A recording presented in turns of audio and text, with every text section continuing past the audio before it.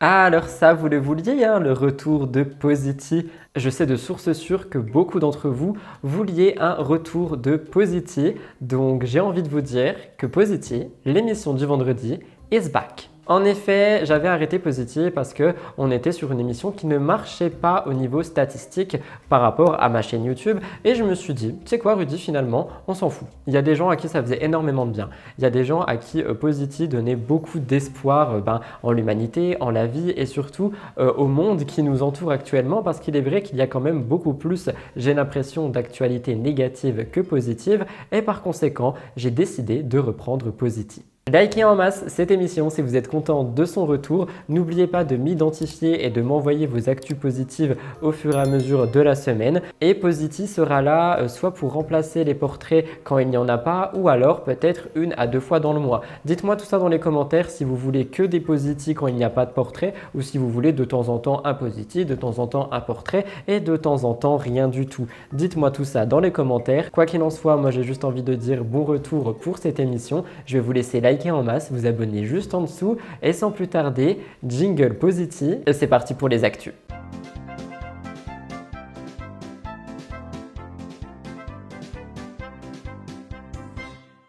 On commence Positi par parler de quelque chose qui a fait beaucoup parler sur un média que j'aime énormément parce que je voulais vous parler un petit peu influence. Je suis allé voir le média Gens d'Internet et j'ai trouvé un article très intéressant qu'on d'ailleurs pourrait faire tous les mois. Si jamais ça vous intéresse, dites-moi ça dans les commentaires. En fait, le média revient sur les partenariats durant le mois d'avril qui se sont déroulés entre influenceurs et marques, ceux qui ont été jugés les plus intéressants. Ici, comme je vous le dis, on est donc sur le mois d'avril parce que le mois de mai n'est pas terminé. Je ne vais pas tout vous citer. Je vous mettrai l'article de Gens d'Internet dans la barre d'infos, mais je voulais quand même pointer 1 ou 2 placements. Premièrement, nous avons Anna RVR qui a réalisé un de ses rêves, travailler aux côtés de Secret Story. En effet, elle a fait un petit peu revivre Secret Story via une chaîne YouTube, mais aussi via des réels sur Instagram, parce qu'elle était en collaboration avec La Voix et on pouvait avoir comme collaboration l'œil d'Anna. Je vous laisse regarder un petit extrait. Salut les amis, j'espère que vous allez bien. C'est Anna et bienvenue dans l'œil d'Anna. On se retrouve aujourd'hui pour le premier épisode. Aujourd'hui, je suis très contente d'être là. On va commenter une saison qui m'a particulièrement marquée. Ici La Voix. Ce n'est pas tout, on a aussi eu une célèbre marque de fromage, Babybel, qui a pu collaborer avec beaucoup d'influenceurs sur TikTok pour le Babybel Wax Challenge. Et en gros, on a plusieurs créateurs de contenu qui ont dû faire leur petite sculpture avec, vous savez, l'emballage rouge en cire pour pouvoir remporter un concours. Je vous laisse regarder. The other day, my son asked me if the wax from the outside of a Babybel cheese could be made into a candle from the stash that I usually keep in my first aid kit, and I put this in the center of the wax. Comme vous le savez, on a récemment eu Coachella et Revolve était au cœur des collaborations. On a pu voir énormément d'influenceurs et surtout d'influenceuses partir à Coachella avec Revolve, notamment Paola Locatelli. Mais ce n'est pas tout parce qu'il y a vraiment quelqu'un dans l'influence qui a marqué durant ce mois d'avril et il s'agit de Alix Grousset. Je pense que vous la connaissez. En fait, elle fait souvent des dégustations en story. Elle a vraiment toujours ce petit univers food autour d'elle. Elle a d'ailleurs même un compte food sur Instagram. Eh bien, un rêve pour elle a été réalisé étant donné qu'elle a fait une co-création avec la maison Colibri. Après plusieurs mois de travail, de réflexion, etc., le produit est sorti début du mois de mai, mais elle avait quand même commencé à teaser ça vraiment avant, c'est pour ça que je vous en parle. Dans le coffret, on a pu retrouver des recettes de madeleine, 6 madeleines dont 2 recettes inédites et en fait on peut déguster, et je cite, de madeleine cœur cerise griotte coque chocolat noir, de madeleine cœur caramel beurre salé et éclat de noix de pécan et de madeleine nature coque chocolat noir. En fait, ce que j'ai trouvé remarquable avec cette collaboration, cette co-création, c'est que Alix a énormément fait participer sa communauté à l'intérieur de tout ça. Elle mettait beaucoup de sondages, elle essayait vraiment de sonder sans vraiment trop dire ce que c'était. Elle disait d'ailleurs qu'elle voulait faire participer sa communauté, mais qu'à la fois elle ne pouvait pas trop expliquer le projet parce que il y a des concurrents, etc. Donc c'était assez compliqué, mais elle a quand même réussi à faire ça. C'est un coffret qui est au prix de 25 €, le lien sera en barre d'infos et vous allez voir que c'est un coffret dit pour la fête des mères, mais je pense qu'on peut l'offrir à tout moment. En plus, on est vraiment sur une belle boîte en métal qui est donc réutilisable. C'était pour le côté influence, j'avais envie de pointer un petit peu les placements de produits qui ont fait réagir et qui ont été intéressants pour ce mois. Si ça vous intéresse, dites-moi ça dans les commentaires. Côté People, Rihanna et A$AP Rocky nous ont fait sourire dernièrement. Je voulais partager ça avec vous. Samedi dernier, le 13 mai, ils ont fêté les 1 an de leur fils. Pour l'occasion, on a vu des photos vraiment sortir de partout sur les réseaux sociaux. On voit le couple sur la plage avec le petit garçon. On a vu d'autres photos de la famille et aussi des photos seulement avec ASAP Rocky et l'enfant. ASAP Rocky a écrit sous les photos « Joyeux premier anniversaire à mon premier-né, RZA ». Et en fait, comme le précise le magazine Elle, quelques jours avant son anniversaire, on a eu la révélation de son prénom. Donc RZA, c'est un prénom qui n'est pas anodin et il s'agit d'un hommage au rappeur RZA. Je connais pas du tout ce rappeur et je ne sais pas si j'ai bien prononcé le prénom. Si ce n'est pas le cas, n'hésitez pas à me le dire dans les commentaires parce que vu la bourde que j'avais fait avec Nicki Minaj et Cardi B, j'ai peur de me faire taper dessus. Mais rappelez-vous, c'est vrai qu'en janvier 2022, on apprenait que Rihanna attendait son premier enfant. À la fin de l'année, elle avait même dévoilé le visage de celui-ci. Il y avait eu un scandale par rapport à ça avec un TikToker, je vous en avais parlé. Et finalement, Rihanna a repris, j'ai envie de dire, les devants de la scène au Super Bowl en annonçant sa deuxième grossesse en février 2023. Une famille qui a l'air très heureuse, je ne pense pas qu'ils passeront par là, mais joyeux anniversaire au petit garçon.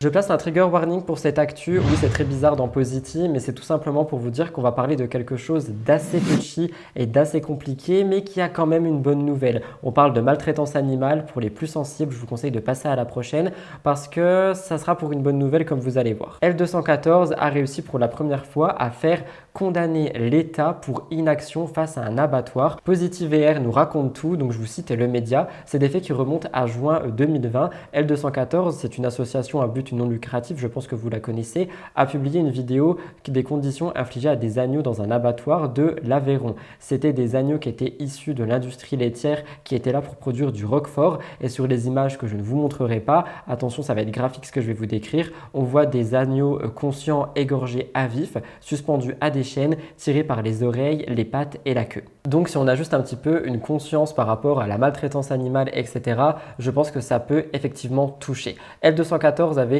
saisi le tribunal de Montpellier qui avait dit que des manquements avaient déjà été signalés entre 2016 et 2019 et 3 ans après la publication des vidéos, la justice a réussi à condamner l'État pour inaction par rapport à ça. Parce qu'en effet, on était déjà au courant, il y avait aussi des contrôles qui avaient été insuffisants parce que sinon, je pense qu'on aurait pu faire quelque chose avant et par conséquent, on a quand même réussi à faire en sorte de punir l'État pour ça. Et c'est pour ça que je trouve ça positif. L'État a été accusé d'avoir laissé se poursuivre ses actes absolument atroces envers ses agneaux alors qu'il y avait une vigilance et un suivi particulier qui devait être imposé. L'État a été condamné à verser la somme de 4 500 € à L214, dont 3 000 € pour, et je cite, préjudice moral lié à la faute de l'État dans l'insuffisance de ses contrôles de la réglementation relative à la protection animale par l'abattoir de l'Arsac. On pouvait d'ailleurs entendre via la cofondatrice de L214, nos enquêtes montrent que les services vétérinaires de l'État sont totalement défaillants. Ici, à Rodez, les non-conformités majeures perduraient depuis 2016. Nous nous félicitons que le tribunal administratif condamne enfin l'État. Et c'est vraiment une décision qui a été historique parce que c'est la première fois que ça se passe en fait et c'est la première fois qu'on arrive à faire condamner l'État pour inaction face à la maltraitance animale. C'est pour ça que c'est extrêmement positif. Qu'en pensez-vous ? Les deux prochaines actualités vont un petit peu se rejoindre. On parle écologie et avion. On en parle souvent en ce moment. C'est vrai qu'on souhaite une interdiction des jets privés qui sont une catastrophe pour l'environnement. On en parle d'ailleurs énormément dans mes émissions concernant la télé-réalité parce qu'il y a beaucoup de candidates qui utilisent des jets privés. Eh bien, un milliardaire a décidé de faire une action par rapport à ça. Stephen Prince milite lui aussi contre les jets privés et c'est assez ironique parce qu'il est lui-même milliardaire. Il a fait fortune avec des cartes cadeaux dans les années 90 et il a possédé 3 jets privés. Mais aujourd'hui, il n'en veut plus. Il a d'ailleurs 50 ans et il a décidé de se séparer de son dernier jet privé. C'est un choix qu'il explique en disant qu'il se trouve égoïste d'avoir eu autant de jets. Je vous cite, « J'ai réalisé qu'à chaque fois que je montais dans mon avion, je rejetais 10 fois plus de carbone dans l'atmosphère que si j'avais pris un vol commercial en première classe. En fait, c'était tout simplement inadmissible et c'était incroyablement égoïste. » Et pour réagir, je trouve ça quand même incroyablement remarquable que même un milliardaire arrive à se dire ce genre de choses et ça m'a fait tellement sourire quand j'ai lu ça que j'avais envie de le placer dans Positi. Évidemment, comme on le sait, ce n'est pas une personne qui va changer tout l'avenir de la planète, mais on peut le prendre comme exemple et je pense que beaucoup de candidates de télé-réalité notamment devraient le prendre comme exemple. Même si ça ne changera pas ce qui se passe pour le moment, on ne peut pas s'asseoir sur cette action et on peut simplement se dire qu'elle est positive. Il n'est pas inutile de montrer l'exemple et ça pourrait vraiment servir dans le futur. Je vous laisserai me dire ce que vous en pensez dans les commentaires avec le hashtag PST. Toujours autour de l'environnement et de l'écologie, il y a des choses qui se passent également en France concernant le trafic aérien. Je vais énormément citer parce qu'on est sur quelque chose d'assez factuel avec des chiffres et je ne veux pas me tromper. Plus de 70 associations et collectifs environnementaux appellent dans une tribune qui est sortie le 9 mai à, et je cite, mettre un coup d'arrêt à la croissance du trafic aérien tout en accompagnant les reconversions professionnelles des personnes qui sont liées à ce métier. Et je trouve ça très humain parce que c'est pas forcément le cas tout le temps. En fait, cette tribune explique que la croissance du trafic aérien n'est plus possible ni pour le climat, ni pour les personnes qui subissent jours et nuits les bruits et tout ce qui se passe par rapport aux avions. Pour réagir par rapport à ça, la question environnementale, évidemment, on la connaît toute, mais c'est vrai qu'il y a aussi le fait de déranger les particuliers, ceux qui vivent vers les aéroports, ceux qui sont proches à chaque fois des trajets d'avion, etc. Parce qu'on entend en fait quand ça passe au-dessus, et c'est vrai que ça peut être aussi dérangeant. Et je voulais souligner quelque chose, c'est que le gouvernement néerlandais et le gestionnaire de l'aéroport d'Amsterdam Schiphol l'ont bien compris parce que les associations en France font écho à ce qu'il s'est passé là-bas, parce que là-bas ils ont pris des mesures pour réduire les nombres de vols, ils ont instauré un couvre-feu et ils ont banni l'aviation privée et surtout ils ont abandonné un projet d'une nouvelle piste aérienne et ça franchement faut le souligner. Et du coup en fait la tribune en France elle espère qu'une chose, c'est que la France fasse pareil. On pouvait lire, il n'y a donc pas d'autre solution à court et moyen terme que de mettre un coup d'arrêt à la croissance du trafic aérien et de le réduire progressivement pour limiter ses impacts. Et en effet, je ne sais pas si on se rend compte, mais c'est quand même un désastre écologique, tous les avions, tous les trajets, etc. Et les réduire ne ferait pas de mal à la planète, ni au porte-monnaie de certaines personnes. Selon les signataires, les couvre-feux instaurés à Nantes et Orly sont insuffisants parce qu'il y en a déjà, mais ils sont insuffisants et ne permettent pas un sommeil d'une durée compatible avec un état de bonne santé. Et par ailleurs, la pollution de l'air tue en fait avec tous ces avions qui passent. Donc le point positif, parce qu'il faut quand même qu'il y en ait un dans positif, c'est que pour contrer tout ça, il y a des signataires de plus en plus nombreux à se mobiliser et ils annoncent leur soutien aux manifestations qui ont été organisées le 9 mai, mais également le 14 mai en faveur du plafonnement des aéroports. Je vous laisserai me dire ce que vous en pensez, mais c'est vrai qu'en ce moment, les questions des trafics aériens, etc., des jets privés, mais même des trafics aériens publics, c'est des choses qui ressortent beaucoup et on essaye énormément de contrôler tout ça en fait pour le bien de la planète, mais aussi des personnes, de la santé. Enfin, il y a vraiment un tout en fait qui se fait et je pense que dans le collectif général, ça se dit pas collectif général, je pense que dans le collectif tout court, c'est en train d'éveiller beaucoup de conscience.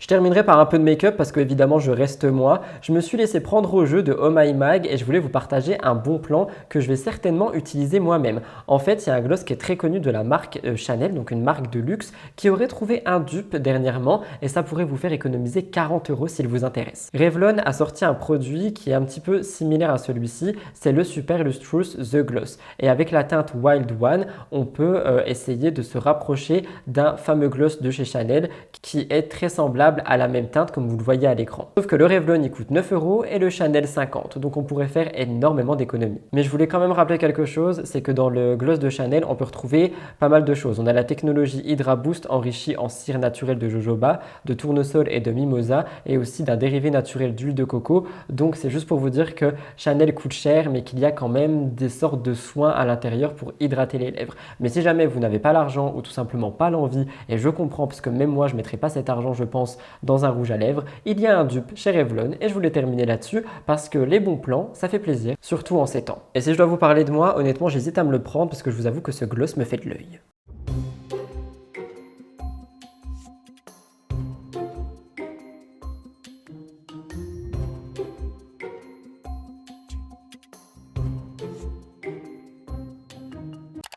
Voilà tout le monde, c'était donc tout pour la très courte émission positive de la semaine. J'ai fait une émission assez courte parce que c'était simplement pour annoncer le retour parce que vous ne m'avez pas forcément tagué dans beaucoup de choses, etc. Et la plupart, si on m'avait tagué dans un truc très positif, mais je ne pouvais pas le mettre parce que s'il y avait des droits d'auteur à l'intérieur, donc c'est dommage.